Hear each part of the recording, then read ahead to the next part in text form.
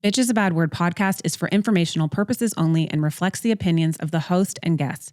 It contains explicit content and discusses sensitive topics such as domestic abuse, sexual assault, and violence, which may be distressing to some listeners. Please take care of your emotional well-being while listening. While we strive for accuracy, we make no warranties about the completeness or reliability of the information, and any reliance on it is at your own risk.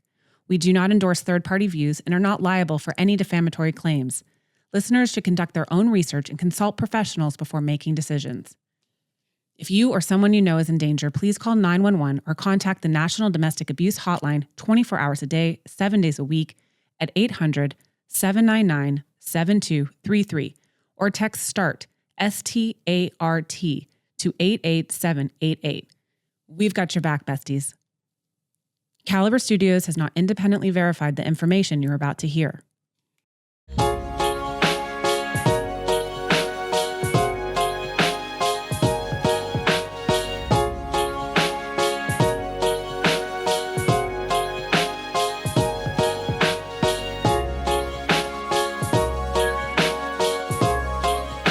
Welcome back to this episode of Bitch Sesh. We have the OG joining us.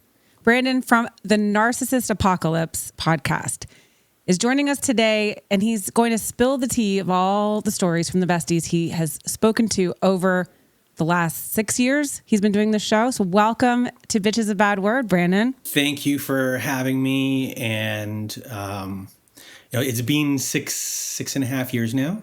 And I can't believe it's been that long, but I guess today we're going to talk about, the wealth of kind of experience I have through other people's experiences, and just the idea of, what it is, to be a survivor and go through it and see things from all different types of perspectives and backgrounds. You started this show by happenstance, I'd say, versus accident. You just want to share your backstory with us? Oh, yeah. So my show happened by accident, and this was a humor show to begin with. And people always say, how did it get there? And it was mostly the idea of a blog I wanted to make into a book. So I started a show from the character's perspective that had to do with the upcoming Narcissist Apocalypse. That was already started. And one day my friend came to help me because it wasn't working at all. I noticed something was wrong with her, which is also the name of a podcast. And within that, I started asking real questions and put the episode out. And within putting the episode out, which I really shouldn't have, someone emailed me 4 weeks after and said, don't, try to be funny, just do that interview again, because that helped me. And that kind of slowly got the ball rolling. And probably around, we started in February when that thing happened. By June, I remember going to that exact friend's place because she lived in another town. And I brought my equipment with me, and we were going to do our first, what we call the Letters to the Narcissist episode. And I just remember going, we're on a ride. And she was like, what do you mean? I go, this is something, this has touched a chord with people, and before I could say, whatever, people are listening, but I'm we're on a roller coaster, and it's at the beginning. We just have to stay on the roller coaster and start to learn more about the whole entire subject of domestic violence. And, that was kind of the moment where I went from not horsing around, but being really loosey-goosey with extremely sensitive subject matter to being I have to start taking this more seriously in the sense of education and being more trauma-informed, if that makes sense. Well, that's the trending statements of the apocalypse that we're in. And it's kind of I don't know if the word is, foreshadowed or whatever, but 6.5 years ago, at least I wasn't in the world yet. I was 6.5 years ago in, for sure, an experience that I needed to hear a show like yours or a show like mine, but I didn't know it existed. I didn't I don't think I had really heard the term narcissist before. I didn't understand domestic violence. And so you were like ahead of the curve almost before it really people were coming out. Yeah, when it comes to, because there's two sides of this coin. There's, I'm in the podcast world and I'm in the domestic violence space. So in the podcast world, 2019 was, hey, everyone's got a podcast. Everyone's making a podcast these days. So when I did, like, that was my thought process. Like, who's going to buy the book that I'm writing? Well, everyone's got a podcast. So it was, the luck of that was I was there when everyone was doing everything clinically. And I said to myself, well, a lot of people learn not through this clinical information because it's all the same and there's no connecting. And I was always a big fan of, early internet, like 1994 was when I think I got on the internet for the first time, or 93.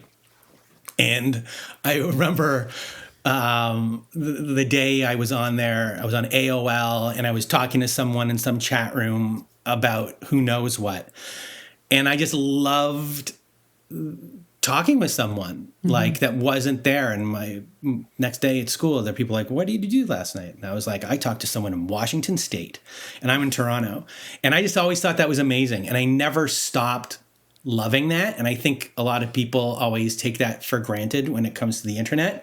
And I never did. So when this happened, it really harked back on my feelings from when the internet to me was like in its more pure form, when no one was always trying to advertise to you. Okay. And there's something innocent about it. And you were helping someone at the same time. So to me, I just gravitated to, I'm having conversations with people about interesting subject matter, and it's pretty crazy. Like, that's how I kind of thought about it in that sense. Like, this is pretty nuts. Like, so that's I try to bring my own wonder in that sense of what we're doing. And my mom has always been someone who, wherever you went, if you were in an elevator and she was on the elevator with a stranger, by the end of that elevator ride, she could tell you everything about that person's oh my gosh, she's my twin flame then. So in that sense, I like that kind of interaction with people. And then when you bring in these bigger conversations, it just kind of took a lot of different interests and melded them together. I have to tell you, I told you this when I was on your show. You were the first show that I found when I was Googling, am I in a domestically abusive relationship? Is he a narcissist? Is all the questions and I felt weird doing it. And I probably didn't even clear my browsing history thinking about it. But I found your show and I was listening to a couple people and I couldn't really ever make it through the first through the whole thing. I was just sort of like doom scrolling, something like I kept hearing trigger words and then I'd be like, okay, I can't listen to it right now. Like I can't, this is too much. But what I understood very quickly was that the answer to my question was yes. And your show helped me feel less alone. And, fast forward to at that moment, never thinking I'd be sitting on the other side of a microphone having a podcast, let alone having a conversation with you about this topic. It was so triggering, but inspiring at the same time that people could just be vulnerable and share their story. And you do an amazing job of getting them to feel relaxed and share that experience with your audience. So I guess my long-winded thank you for your show and thank you for coming on. So I just want to say that you are reaching so many people that you have no idea that you're touching or inspiring them, or they're 1 second away from maybe something totally horrible, but then they hear your show and they turn around and they make a different choice. And how does that feel to you? To know that sitting where you are? Well, you have that ability, that reach. Well, the biggest disconnect is that, like, let's say you're a social worker or you're a therapist or, you're in person with someone, you're getting the in-person connection. Like, for the most part, like, this started in 2019, but 2020, I mean, we hit the pandemic. So, like, you're in your apartment by yourself. And so, like, you're really just speaking into a microphone by yourself. You're talking to people. But it's interesting, the idea that it took a while to kind of understand that. And then also, I'm one of those people that's never really comfortable taking compliments. So within that, sometimes you get people where, you get thanked and you really understand, like, the difference that you made. But I think it's more in, like, before the show, like, became much bigger than it was, I used to take, like, phone calls, and, like, I used to take emails and text with people. And when I had more time, especially during the pandemic time, I would kind of I used the idea of, when the thing I heard about the Home Depot when it started, which was, like, the guy who started at Home Depot, someone came to his store and he didn't have the part. He went to told the person to stay, went to another store, got the part, came back so that person would stay at their store and wouldn't go to another store. So for some reason I said, just take everyone's phone call. So I had a recorder on the site. So if someone had an issue, if they wanted to be on the show, they could talk into, like, a microphone on the site and I would get the message. And, one person specifically who I'm still in contact with, who's never been on the show, who eventually will come. We're kind of but this is like 5 years in the making. One night, I remember I was just, like, sitting on my couch. I'm like, oh, there's a new message. I listened to it, and it was just a broken human being. Broken. You could hear in the voice, everything. And so I just remember sending a message back, like a voice message back. No, not a voice message. I sent a text back, and because they left their number, and they couldn't believe it. Like, they were like, I can't believe this person's texting me back. And then it just kind of started a conversation between me and this complete stranger. And they've had their ups and downs throughout the years, but, eventually became part of a support group, and, they've come and they've gone. But within that, to me, I was like, oh, I'm a frontlines worker, like, in that sense. Like, I'm taking those calls, but even doing the show, I understand that, like, there's different types of frontline work, and what you do and what I do is a form of frontline work. It's a communication process between me and the person, and then communicating their story to other people so they feel validated, they feel heard, they feel like someone's going through it themselves, and then you're giving them an education to figure out how to maybe get out of their situation or to figure everything else. So, like, we're, in my opinion, like, really front lines. And obviously, there are aspects to having to remember we're dealing with trauma. People have trauma, and it's not always easy to remember that, Yeah. Because a lot of times we get no-showed. People don't show. Like, it's just hard in the communication. So doing your best to kind of stay grounded. You're doing a show. You're trying to put out a show all the time, and also respecting that person, and then respecting everyone who's listening. And doing that is. Just, I don't know, it's you're part of, you're cog in this, like, system. So when people say, like, you make a difference or whatever, when you're hands-on in the really personal way, you feel it right away. But I understand it happens in the other way. You just have to kind of remember, because you don't get the one-on-one feeling all the time. Yeah, that was a long-winded answer there. No, I love that. Okay. He's just going to paddle on for the next. But it's just us gals.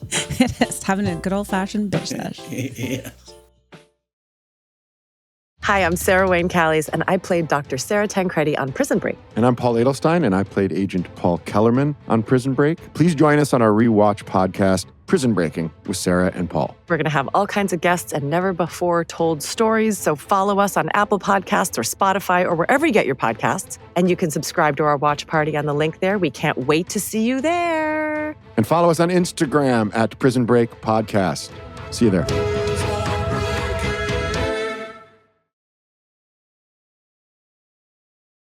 What's inspiring from, one frontline worker, as you say, to another, is that when you do get those messages, and I've been receiving them, our show's new, multiple times a day, and you read it and you're like, gee, fuck, like this is an epidemic. This is a problem. This is like, we do need to be talking about it. And, people come on my side going, thanks for the real and the raw, because I'm not clinical. Like I say, I don't have any letters behind my name, but it's what makes it feel like I'm normalizing it for myself, but I'm sharing it in a way that like what you're going through is not normal. It's abuse, and that's it. We don't need to break it down with fancy words of, reasons. Just, this is it. This guy is abusing you. Full stop. And how do you've got women come on the show and they're sharing their most vulnerable moments, but it's like you can line them all up and they all have, it's the same abuser, right? Yeah, for the most part, there's a bunch of different types, but for the most part, we're dealing with a regular playbook, or a lot of the different types of tricks, the MOs for what they're dealing with or what they're doing. Because you sometimes get the character who is someone who, let's say, wants to steal all your money type of character, the shyster. And to me, sometimes they're a little different because they don't want you to know that they're doing these things or that they're using you in that way. So they actually might be on their best behavior and they're doing a lot of things behind the scenes. So some people that want to have like their double life and who's big, like infidelity is a huge thing for them. They could just be thinking of themselves and they don't want you to know that they're cheating. So they might be someone, they could be like a big projector in the sense of being like, they might be pretend being jealous and being like, I think you might be cheating, because they're just trying to like make you not look at what's going on their side. So like, they're just trying to push everything on you. So that's kind of there. So you don't see what's going on there. So they might have different MOs on why they do their certain types of abuses. But for the most part, it's relatively, same kind of playbook for a lot of people. Occasionally, you get the ones who are just pure physical abuse and where it just kind of starts immediately. And you're just in it, and that might have nothing to do with any psychological breaking you down to begin with. It just might begin. That's the biggest difference when it's something like that.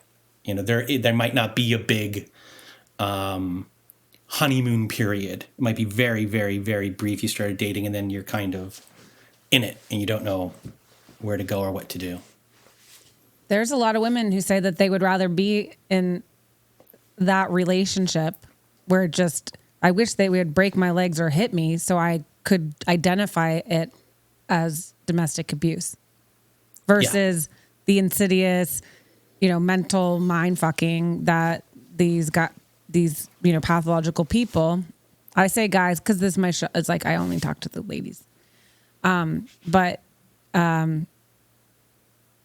Their feelings are the same. I mean, the people who are in it and they're just getting physically abused right away. I can't. It's just I can't. But so many people have said I've been for years going, when is he just going to hit me so I can leave? I hear it all the time. I hear it's a huge thing for the people that are going through all that emotional abuse and gaslighting, and not that they haven't figured out what is going on. It's just every time you think you know what's going on, a good time could happen. And then it's like there's the little bit of a reprieve, and you're like, is it as bad as I think it is? And it's very understandable, because their hard line in the sand is, he hit me. I can tell people he hit me. It's a hard line in the sand, boom, gone. Where the other ones, it's hard to explain to people, emotional abuse. So the people will always say like, oh, that happens to me. But no, it doesn't happen to you. The way it's gone, everyone has argument. No, like it's different. And a lot of people can't understand that. And then there's the psychology of everything is what we tried. It was one of the initial things we tried to do is we want to show the psychology, and it's not to victim blame. And, sometimes you'll get people who get upset that we do it, is we want to show your psychology and I want to show their psychology. And I want to show, how someone can take your, psychology and twist you around, whether you had your own trauma issues or you didn't have trauma issues. Someone can just, as I like to say, what is your identity? And if you have a very strong identity on one specific thing, and this is not for all cases, but for one specific thing. So let's say it's me. To me, I'm like, my identity, I'm reliable. You can call me. If I say I'm going to do something, I'll do it. My promise means whatever. I'm reliable. That's how I see myself. If I knew someone and was in a relationship for, let's say, a year at this point, and everything's great, and then one day, because I've known them for a year now, they say something about like, oh, that really disappointed me. Da-da-da. I'm like, oh, I better try harder. And then, eventually again, they might say something like that again. I'm like, oh, I'll try harder. But maybe that doesn't, it's not, I'm like, I thought I did that job. But now it's a year and a half in, 2 years in. And now I'm slowly being twisted around based upon, I have to prove now how reliable I am. Mm. And if that means that, oh, I need to be more reliable, that I'm going to do these things, let's say around that, I'm not going to go out with my friends as much as I did before. I might start isolating myself based upon that reliability, because I need to be reliable to this person because they're my partner. And that's supposed to be the most important thing, because that's what society says, So someone could really take that aspect of me and just go, whoom. And I can say to anyone, I've been doing the show for 6.5 years. But it's still possible. And I don't care who someone is. If you're in a relationship with someone who you love and you trust them and you trust everything about them, and then one day they go, boom. I don't care who you are. Like, it can happen no matter what background you come from, how much education you have. I love having therapists on the show who've had this happen to them, because it just shows they've gone through all of the education in the world and it still happens to them, and they know all of these answers already. But it can happen to anyone. It happens, and especially if you're a reliable person, or like you're an empath, or you're the person that a pathological person typically targets, or a narcissist typically targets, you're not ready to cut the cord right away. You're, like you said, you're going to keep changing who you are. You're going to keep diminishing yourself. You're going to dumb yourself down so that you can appease them, so that, they go back to the person that they presented as. And all that can happen. I love that you said it doesn't necessarily happen over the course of 5 days. It's not like over the last 7 to 10 business days, he's gone from being amazing Prince Charming to just like freaking psychopath. It can happen over months and months and months, where you've become emotionally and otherwise invested and in love with somebody. So when they flip the script on you, you're like, wait, I must have done something wrong. So it's not like, in your experience, it's not always the pathological person isolating the victim. It can happen where the victim isolates themselves in order to make their partner happy. Yeah. Well, eventually a lot of people can become self-gaslighters, and they can start doing the work for the other person.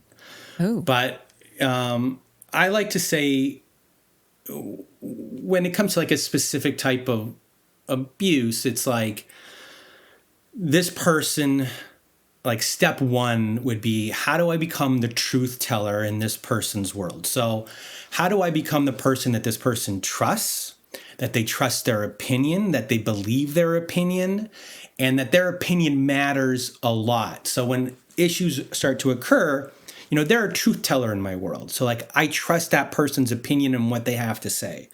So if they become the truth teller in your world, and before I continue, I'll just kind of go back to like a family situation. So if you grow up and one of your parents is an abuser, they're the truth teller in your world from birth.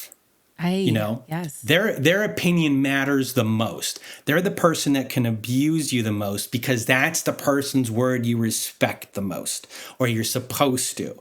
So they can easily abuse you, a parent, because abuse you because immediately they're the truth teller of your world and they can pull from those strings. So when you get an abuser who is a truth teller in your world, at that point, they can start to pull the strings that they need to pull. Usually the first thing that they would try to pull from there is to isolate you from your friends and your family. So if the truth teller then starts to be like, I don't like how they treated you, or, you deserve to be a little better. They can really start to pull that to make you not hang out with your friends, or like, I don't like the way they do that. Like your friend might be, misogynistic or this or that, and like you might not hang out with them as much as you did. So now you're kind of isolated. Once you're isolated and they're also the truth teller, at that point they can do a lot of different things. You don't have anywhere to go. You don't trust the people you're supposed to trust anymore. You believe what this person is saying, and now they can gaslight you and twist things around. Once you kind of get through the first two steps and that work has been done, at that point all bets are off on how long it's going to take you to get out of this relationship, because then if you throw in, we just got married, or we just moved in, this is going to be really embarrassing if this gets canceled right away. So you kind of stay in maybe a little bit longer, shame gets involved, or religious beliefs get involved. And then you have a child. And once that happens and that's been done, I don't care who you are and being like, I would have left. No, you wouldn't have. No. Like, or maybe you would have, but like, most people at that point, we don't know that we're going to take care of this kid anymore. I don't know what's real. I don't know what's not real. Maybe it is me. There's just so many different factors. And, to try and help people understand how this can work and how those little nuances can be used against you of your own personality. That's why we try and show what your personality is and your belief system, like how you view the world and everything, but it's also how you view yourself. If you grew up being the person in your family that was like the go-to, and like you take pride as being like the go-to that everyone goes to, and you're going to fix those problems, and then someone's coming to you and saying like, I screwed up over here, but it's your fault. You're going to believe them because everything's always been your problem to take on, and it's going to continue.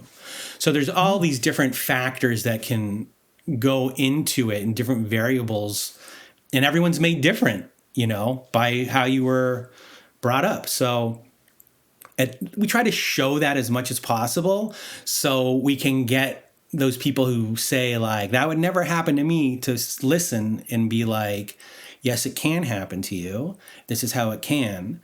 And the people who eventually still listen to that and say, I wouldn't have done that. To me, I say, F off, You can cuss on my show. I don't mind. But that's kind of where it is. Like, if you're still going to listen to all that and then like, this is what your comment is going to be, like, for sure. Stop listening to the show. I don't care if you leave. And, at that point, it's just like, congratulations. You won this what if contest to you. Great. Your comment didn't help anyone. Right. Yeah, know? Exactly. Like, seriously, you're not doing anyone any favors. So kindly F up. Yeah. It's like sometimes when I get the review, which is one of the reviews that annoys me the most, because I do get annoyed by those little things here and there. It's when someone gives you like a bad review on the show, but it has nothing to do with the show. It's like, I can't stand my voice, or like, the show is about this specific thing, and it's not technically for entertainment.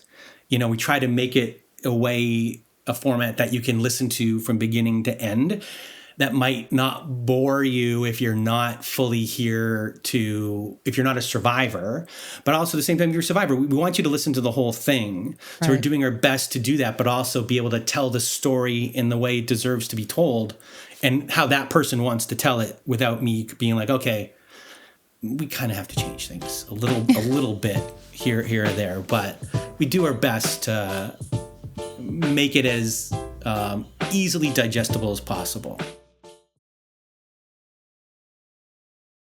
So when you're talking to these survivors, so to me, what you've just said is a really important message to a bestie who's listening right now, because you're setting yourself on fire. You're gaslighting yourself because they've been gaslighting you so much. When your reality is feeling altered, and all those things that you listed off, getting married, that's emotionally, like, there's emotion in there. Having a baby, you're tired, you're stressed, so it's in these moments, your experience is changing as your life experience, or your, even your physical body is changing. So you can easily blame it on something exterior, or something that it's, again, oh, well, maybe it's the hormones. Maybe I haven't slept in 18 years, or whatever the reason is. And when we get to the other side of this, things will get better. So the people that are saying, oh, it wouldn't happen to me, or why didn't she just leave? It's oftentimes situational. We don't know what your situation is, but you haven't left because you're waiting for the change to happen. When you are confused and gaslit, again, it's not like you just come to Jesus right away. It's like days and days of like, maybe if I wasn't just such a bitch right now, this would be, it's me. It is definitely me. And these types of people, in your experience, they don't really have these like floods of emotions and ebbs and flows that like someone who's being victimized does. And the shame is real. So you are listening to a woman tell the story of how long she's been in it. It's not easy for her to leave, right? Mm-hmm. There's no shame in staying either. It takes, as they say, on average 7 times for someone to leave. And, there are episodes, and I say episodes, but there are stories, people's stories, where I couldn't tell you how many times, that we had so many, how many times false endings, in the sense of like, okay, I left. Okay, the story's over. No, I went back. Like, to the point where, like, do I think that the people who are listening, like, might get tired of all of the false endings of how many times we've now told that they've gone and come back? But it needs to be heard. Mm-hmm. That aspect of things needs to be heard, as much as whoever's listening is like, oh my God, I can't believe you went back again. Like, right. It comes to the point of like understanding like what is going through them, and doing our best to really translate like how strong, as the term trauma bond can be. But when we're dealing with something like that, where they're going back a repeated number of times, over and over and over, there's the factors of, financial stuff going on, guilt, shame, but then there's also the addiction aspect of things that can also contribute to that, which is the trauma bond, where you're addicted to that person. And I like to say that in those instances, that when the addiction is strong, that the person who you're addicted to is two things. They're your drug dealer and they're the drugs. So they can dish it whenever they want and to bring you back. So they're simultaneously two different things. If they were just the drugs, we could try and keep you away from just the drugs. But imagine if the drugs picked up the phone and called you, you know, hey, cocaine, it's cocaine here. I'm going to call you today and I'm going to invite you over and tell you how much I miss you. So that's like also the other part of it is you have all these myriad different ways of how difficult it is to leave. But then there's the actual addiction aspect, which people need to, I think, respect a little bit more, that you're trying to detox from someone. And in the world of addiction, when you think about that world, how many times do we hear stories of people that have so much difficulty and they relapse and they relapse and they relapse and they relapse?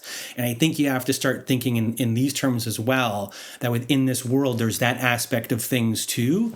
And you shouldn't shame anyone over it. And it's just not in all cases, but in a lot of, there's a section of cases where it's 100% real and valid, and let's try to get the shame removed from that. Because in the addiction world, in my mind, you know, not that addiction has become cool or like I was an addict, you know, a long time ago, it was very shameful.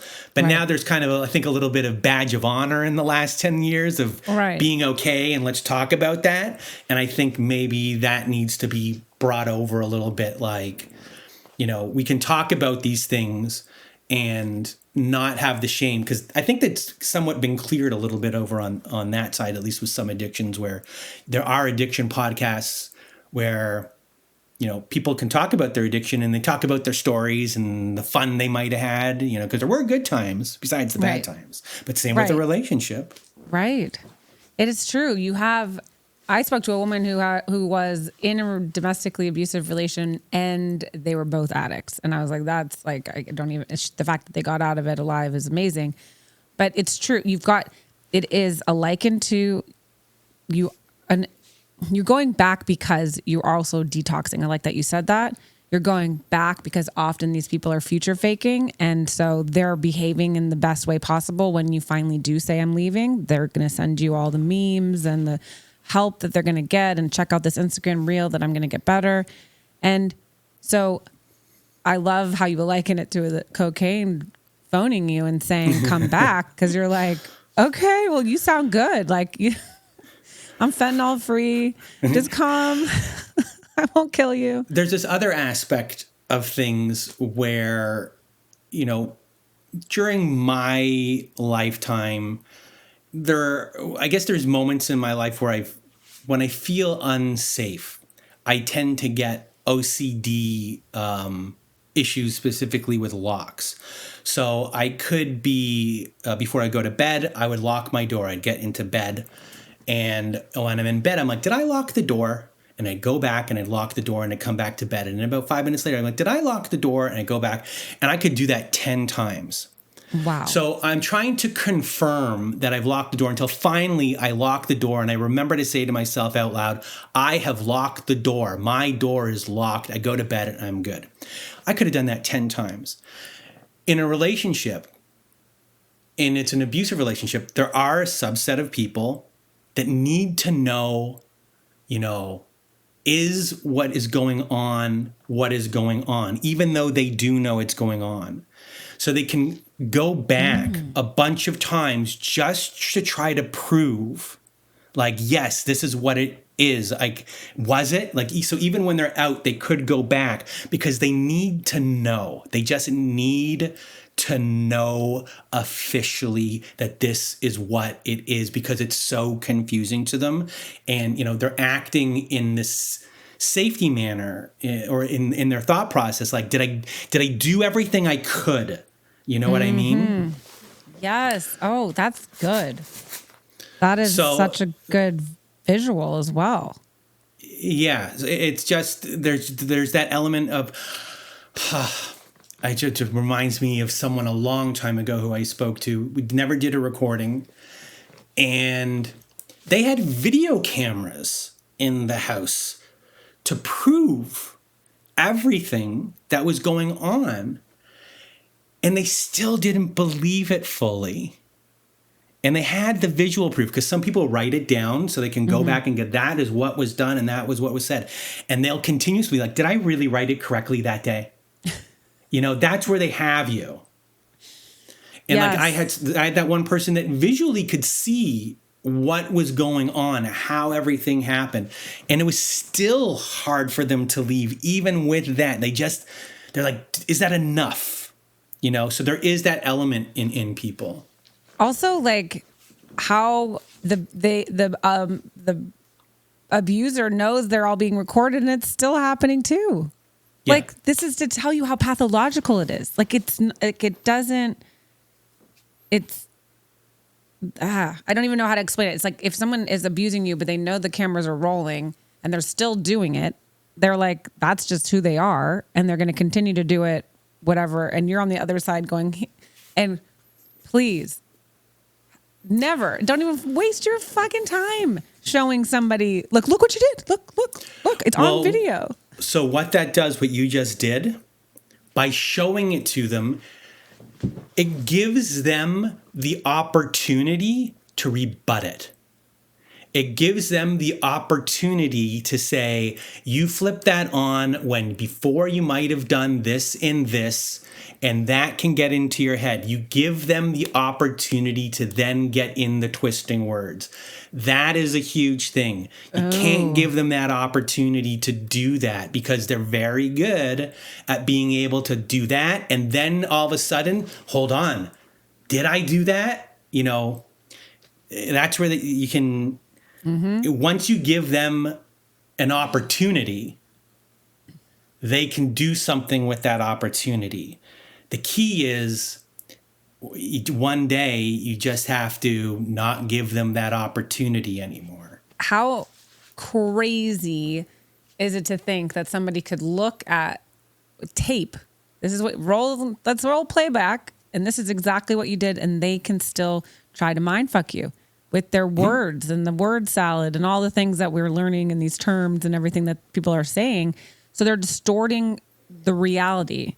Is that because they're already they know they're easily manipulated? Yeah.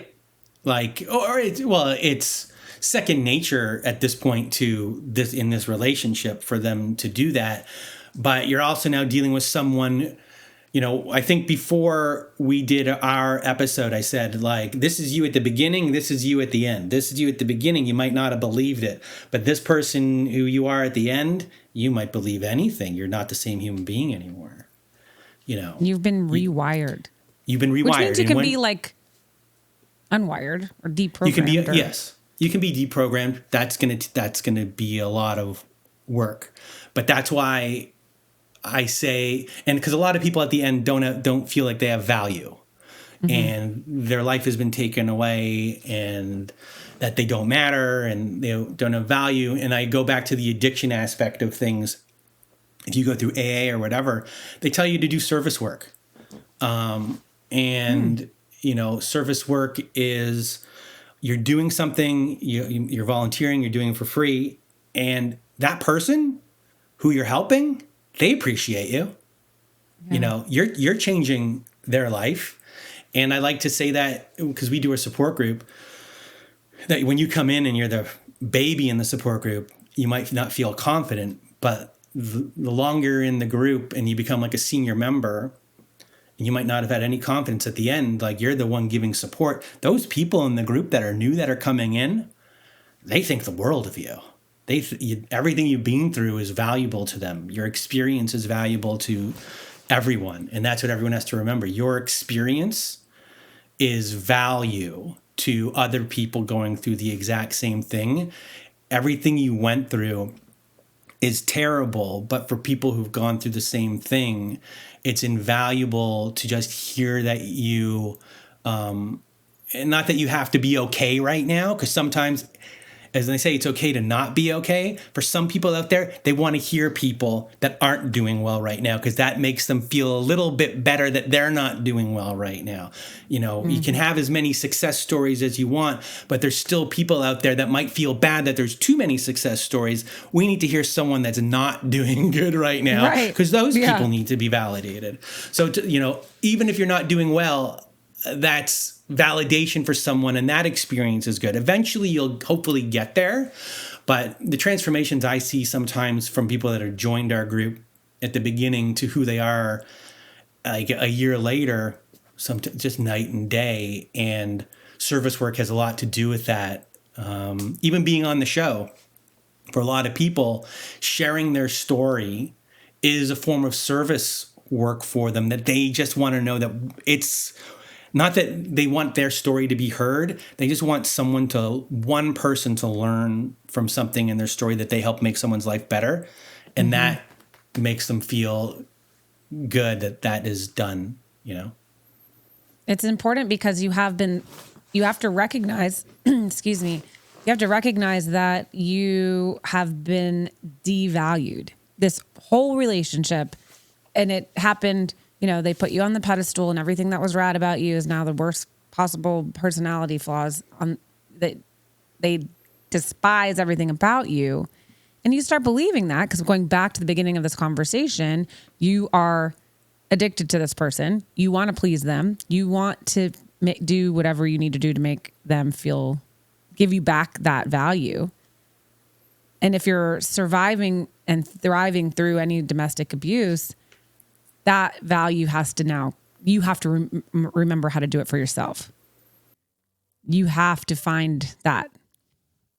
And to me, it's like you start off with a very basic building block, which is your story. Your experience is the first stepping stone of getting some form of confidence back, because a lot of time it's shot.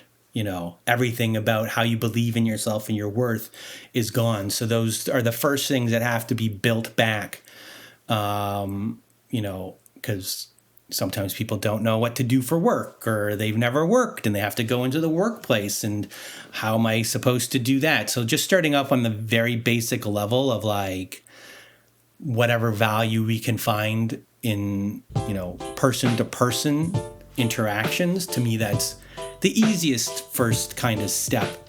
It's simple and it doesn't cost you anything,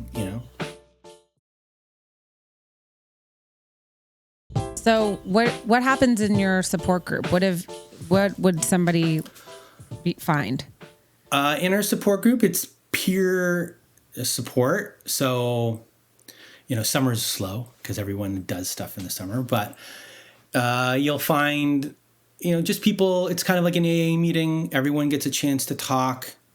For the most part, they do their little bit of a share, then the group does their words of support. Sometimes you get like big emergencies. Sometimes, everyone could be doing well that day. And then sometimes you get one, all those things, everyone just kind of giving support through time. And words of support, some people are very good at words of support. I'm only good in like my wheelhouse when I do it. There's some types of things I'm just not good at. But when it's, I guess, a lot of family stuff, I'm better at when it comes to support, or if I've known the person in the group for a long time. But some people are just natural at like understanding that experience and giving. Some people are also like very articulate. And some people aren't gifted in the same way. I'm only gifted that way when it's something I really know well. And when someone's like can really get to the emotions of everything and like understand that person and then reflect it back to them, you're not giving them advice. You're just understanding what they're going through and doing it in a way that it really hits home for them. those are interesting things. You can really see how someone appreciates it in the moment. And a lot of the times, if that were to happen, like in the behind the scenes chat, whoever did that, I might text them and be like, great words of support. But, everyone's valuable in that instance. The people who might not even need to go to the group much anymore. They just want to kind of give back. And we do 3 groups a week. 2 of those groups now are run by people that were early members of the group. One of them was one of the first 3 people, the first person that ever was a member of our support group back during the pandemic, now runs our Thursday group. I love that. I want to ask you a quick question about going back to the pandemic. Do you think in your experience and expertise now that domestic abuse had a total uptick during everyone's lockdown? Or how did you feel about it? I'm sure it did. Did more people listen during that time? No, our numbers went down. And that was because everyone was locked in the house with each other. So there was because what I noticed in the pattern before the pandemic was people, because everything has changed since the pandemic, people would listen on their commutes. They would listen to work. They would listen coming back from work. Like that, I could tell based upon hours. Once the pandemic hit, everything changed. There was no commute either way. They're stuck in the house. So listenership went down big time, especially with also having to deal with how do I homeschool children. So that happened. But then when commutes in the aftermath stopped, because people aren't commuting because people work from home a lot, all times just kind of changed. But I know just based upon the facts, like domestic abuse during that time rose. I didn't see that show up in listenership until, if you were to see our numbers after people were able to leave the home, you would then see, boom, like giant jumps. Yeah, happen. I can't imagine. I mean, that's where every conversation I'll have, I'm like, tell me how your 2020 was. And you're living in the house with nobody's around to see it. No one's I think physical abuse would be way better hidden when there's nowhere to go and no one to see that, what's up. So you're on this path. You're going to do this show for however long, you're called to do it. Does it speak to you personally? Do you have childhood experience, or do you have any share? Do you want to share? You don't have to share. Well, I won't go into sharing. Everyone has an interesting family. Okay. And, you deal with different aspects of people over time. I feel like I understand my family pretty good and how to kind of ride those waves. But I don't know. I think it's interesting in the sense of the person that I probably had the most animosity towards when I was younger is now I've understood more about the dynamic of growing up, and they're now my best friend in the family. Oh, cool. By far. Very cool. Which is that's kind of the interesting thing of I have more compassion for that person than anyone, I think. And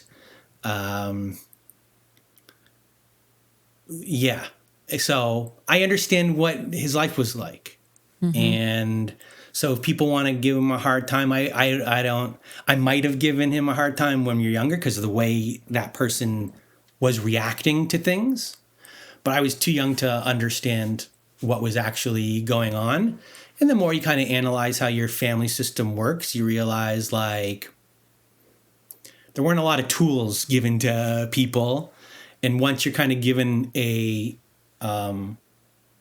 you're giving, this is who you are. everyone's going to always be like, oh, here we go again. But eventually I'm like, no, I'm like, that buck stopped with me a while ago, and just kind of being like, I know what you dealt with. I know how every decision that should have been made was the wrong decision on your behalf, Right. But that's so important that you're saying that, because these women who are mothers who feel like they're the worst mother in the world because they're reacting, your freaking cortisol's through the roof, you're stressed as fuck, somebody's coming at you all the time with all their shit, and then you're still trying to be a mother and a good person, and you're like so many times, and you're going through PTSD or whatever it is. I hear so many women, they're like, I just wasn't a good mom. And it's like, to hear you say that, with sharing the story and for people to understand what you've gone through, those people will turn around and go, shit, they did the best they could in the situation that they were living in. And they were only reacting to the horrible environment of which they had to be exposed to. And I mean, I became a better mother when I left, way better mother. But I still had like post-traumatic shit to deal with, and like my aftermath was like I was still high alert. But once I started to learn to like, oh, I can calm down, I can relax, then you're back being able to be the person you were, destined to, like the non-traumatically exposed person. So I love that, anyone listening can say, you might be just flying off the handle right now because that's all you can handle, but people who love you will love you and see the changes, and they'll be there for you. Yeah. And it's just also like, you understand the psychology of how things were created, and that it wasn't your fault, especially, when you just look at the whole situation, you're like, okay, these are the skills you're given, and this is what happened. These people are not taking any responsibility, and they're only blaming. And when you look at that, you're like, wow, because I can step outside and watch. Mm-hmm. And be like, I can see the cycle. I can see it. I can try to talk to these people so they can see the cycle too. But they're so far into it, they're not seeing the cycle. So the only thing I can do is try to show compassion within that cycle and listen.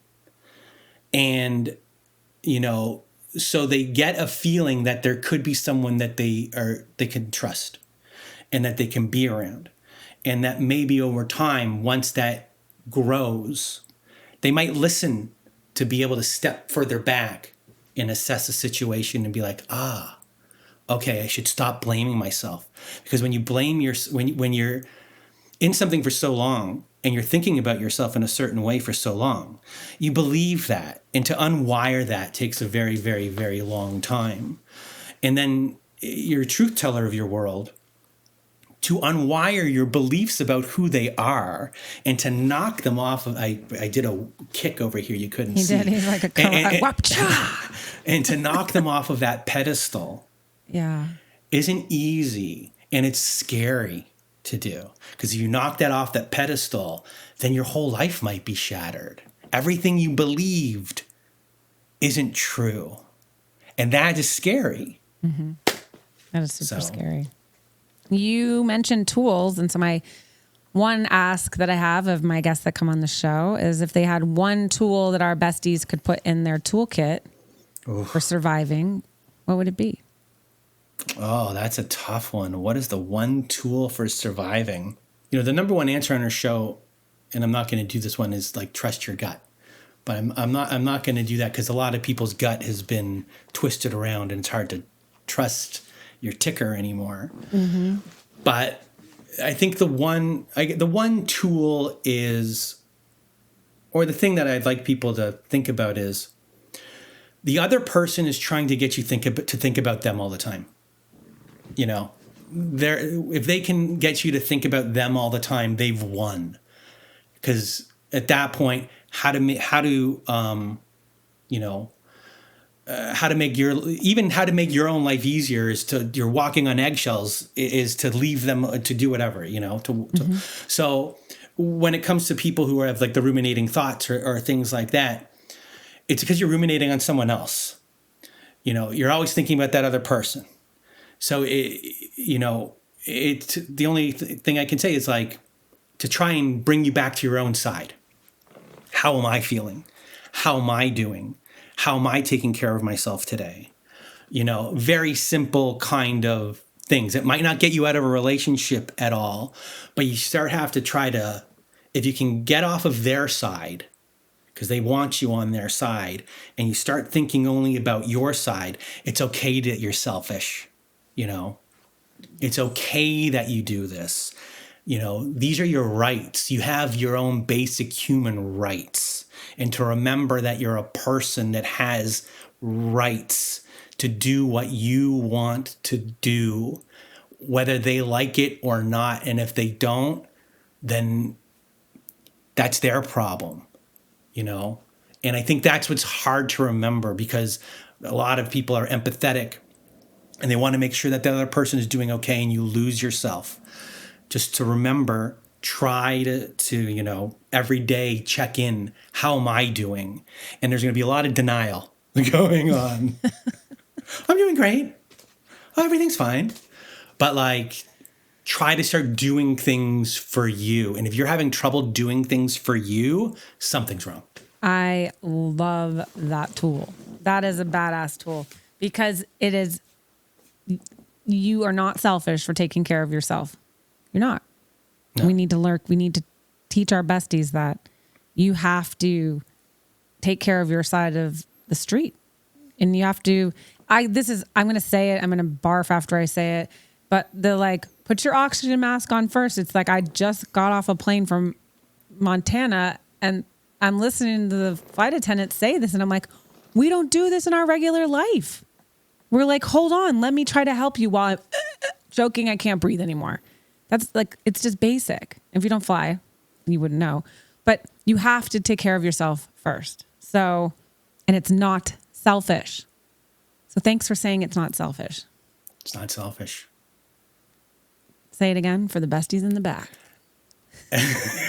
Was I too quiet there? It's not selfish, everyone. I absolutely love you. And if it sounds like I'm rushing him, he has a heart out. So I'm trying to get, and we could go on for hours, but we're working on ways that we can keep these conversations coming on a reg. Yes. And because I do have to get going. You do. So this is the heart out right now. This is the heart out. So it's an absolute pleasure. Thank you for joining us on this episode of Bitch is a Bad Word. Where can our besties find you? Narcissistapocalypse.com, but we're on, if you want to listen to the podcast, we are on every platform, Spotify, Apple, whatever you use, Player FM. I don't know what exists anymore. Look up Narcissist Apocalypse. We've got like over 500 episodes, mostly survivor story episodes. And we do, follow-ups here or there. But if you want to be a guest on our show, you want to be a guest on your show, people that might have been a guest on your show, maybe they want to come. I have no idea. But we're there. We got a bunch of different stories. Right now we're working on creating like an AI little bot to help people find stories through the chat bot, so they can tell us what their story is, and then the chat bot is going to go and find everything through the transcripts and start recommending what is similar to what they've been told. Oh, that's cool. Yeah, so that's how we're going to try. Yeah, we're going to try and do that, so people kind of be like, where do I begin? Here's a place that might resonate with you the most right now. Oh, and then that you go is from there. Super awesome. Yeah. I love that. Yeah. That's really cool. Well, we look forward to having you back. And it's my honor to know you. You are part of the club, which is the BFFs. So it's Bitches Fighting for Freedom. But when I have the opportunity to speak to like a solid dude, you're now a bro fighting for freedom. So you're still a BFF. And we'd love for you to join the club. Thank you. I think I will join this club. And I hope to be back one day. You're going to come back on our show, and I look forward to it. Me too. Well, thank you for joining us on this episode of Bitch Sesh. It was a solid tea spilling. I can't wait to have you back. Thanks, Brandon. Bye.